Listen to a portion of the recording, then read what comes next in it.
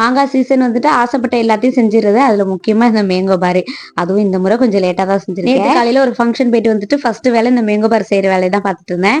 அதுக்கு ஒரு 4 வந்து செங்காயம் மாங்காய் எடுத்துக்கிட்டேன். ஒரு 2 பழ மாங்காய் எடுத்துக்கிட்டேன். அப்பதான் டேஸ்ட் நல்லா இருக்கும்ட்டு அதை தோல் செத்தி எடுத்து இந்த தோலை வேஸ்ட் பண்ணாம கொஞ்சமா தண்ணி ஊற்றி நல்லா மிக்சியில பேஸ்டா அரைச்சிட்டு கடுகு உளுத்தம் பருப்பு கருவேப்பிலை காஞ்ச மிளகாய் பெருங்காயத்தூள்லாம் போட்டு தாளிச்சு இதையும் நல்லா வதக்கிட்டு அது கூட சில்லி பவுடர் மஞ்சத்தூள்லாம் போட்டு உப்பு போட்டு நல்லா தாளிச்சிட்டோம்னா நல்லா ஊறுக்கா மாதிரி இருக்கும். டேஸ்ட் நல்லா இருக்கும். சாதத்தோட ஒரு 6 மாங்காயும் நல்லா அரிஞ்சு ஒரு குண்டா அளவுக்கு வந்திருந்தது. அதை தண்ணி ஊற்றி நல்லா வேக வச்சுட்டு நல்ல குழைவா வேக வச்சேன். அதை மிக்சியில சேர்த்து நல்லா பேஸ்டா அரைச்சிக்கிட்டேன். அரைச்ச மாங்காவை எண்ணெய் சட்டியில சேர்த்து அடுப்புல வச்சுட்டு அது கூட கொஞ்சமா சுக்கு தூள் சேர்த்திருக்கேன். இது எதுக்குன்னா நல்லா வாசனையாகவும் இருக்கும், நெஞ்சு கறிக்காம இருக்கும், நல்லா இருக்கும். இது கூடயே கொஞ்சமா சில்லி பவுடரு ஒரு சிட்டிகை உப்பு இதையும் சேர்த்துட்டு நல்லா கிண்டி விடணும்.